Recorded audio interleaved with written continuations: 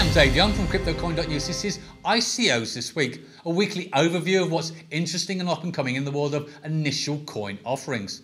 This is just an opinion piece, and if you wish to invest, you will need to do your own due diligence. This week we have Eligma, AI-driven commerce platform, Safecrypt, a new traders crypto exchange, XYO, the Internet of Places.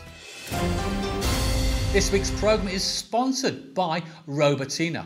The ROX token is being offered by Robotina, a well-established business leader with expertise in smart grids, home automation, AI and IoT. The Robotina ICO will launch a platform that allows AI-driven smart energy systems, amongst many other uses, including peer-to-peer energy transactions, ESCO company setup and collective bargaining.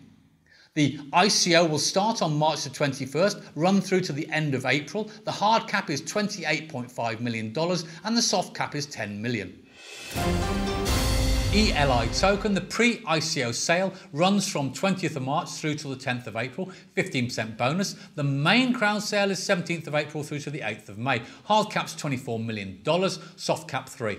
Now, it's a very large project indeed, wishing to build an enhanced search engine that will use AI-driven algorithms to search through existing online retailers, find you the very best deal, then allow you to purchase it through Eligma. Whilst purchasing through Eligma, you will be able to pay in fiat or crypto. They want to build a new platform one level above the existing e-commerce sphere with added crypto handling facilities. They also want to add second-hand trading from the users on the platform. If they can pull off the big idea, if they can get this new e-commerce platform with cryptocurrency handling, if they can get past the major problems to mass adoption, I can see the ability for their own token to grow could be massive. For the start of the journey, they want to take on the normal, smaller retailers. I can see no problem. For the second part, they want to talk about getting the big boys, the Amazon, the eBay on board. But I really wonder, will they play ball or will they block them completely?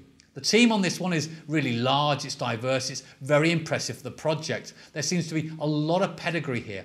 They seem to have made real initial progress with their initial project with their Slovenian shopping centre partner. There seems to be a history of success within the resumes. The reception from reviewers has been very favourable. I think this is being driven by the team credentials. The white paper is proficient, well laid out, goes into a lot of detail how they're going to tackle this very complicated task. Takes a lot of getting through, but well worth it. Token economics, very good. Only 15% bonus on the first round. 2/3 of the tokens going out first round, 1/3 second round. Vesting for the team is 2 years. It's well thought out. You need to note that any unused tokens won't be burnt. They'll be saved for customer loyalty schemes. Now, on the short term, it's going to take a lot to get this one moving. I'm going to have to stay neutral, especially in the current climate. On the mid to long term, it's a very big task. It's a very lot of things they need to achieve. But if they can, the rewards can be massive as well, countering the massive risk. It's a very legitimate project with a lot of prospect.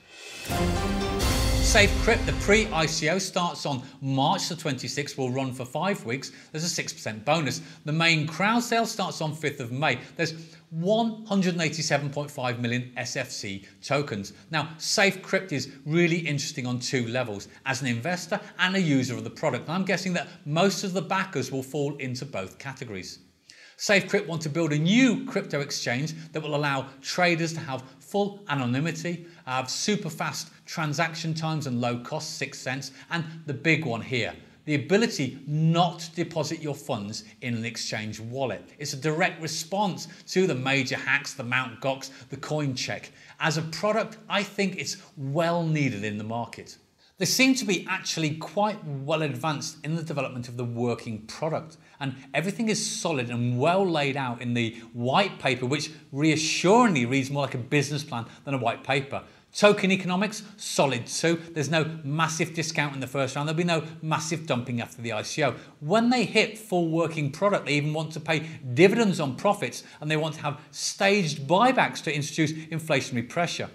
The team is really diverse. They have the right blend of skills. I believe investors and users are really going to like the product and the makeup of the team. They're getting a very healthy reception in the crypto community. They've got a good social media presence, good numbers on Telegram, ready to grow once they hit the pre-ICO stage. On the short-term front, in the current market, surprise, surprise, I'm going to remain neutral. In the mid to long term, if you take the market volumes growing for crypto all the time, if you take the products really good, if you take there is a need, and you also add to that this is one for the investors and one for the traders at the same time, I'm going to say it's extremely bullish. I think it's a very good prospect. Now, if you want to climb in your Lambo, if you want to fly to the moon, maybe you want to step over this one. It's one for the grown-ups. But beware, this sector could also become very crowded with fierce competition in the future. XYO token, the crowd sale begins on March the 20th. Now, this is a really interesting concept. These guys have built a large network of small devices that broadcast locational information. Think of it as a secondary network to the main GPS one, allowing objects to be provable on the blockchain where they really are. Via RFID, low energy, wireless tags, you can actually start to get smart term contracts kicking in on the locational information. It's independent of the main networks. It can work with Ethereum. It can work with other networks. The XYO network will allow a whole new level of business propositions to be enabled.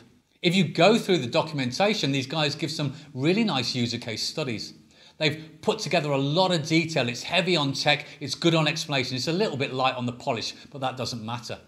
These guys have obviously been working towards doing something on a massive scale for a long time. It's a very strong idea, and it fits in very well where the blockchain world will go on the next level.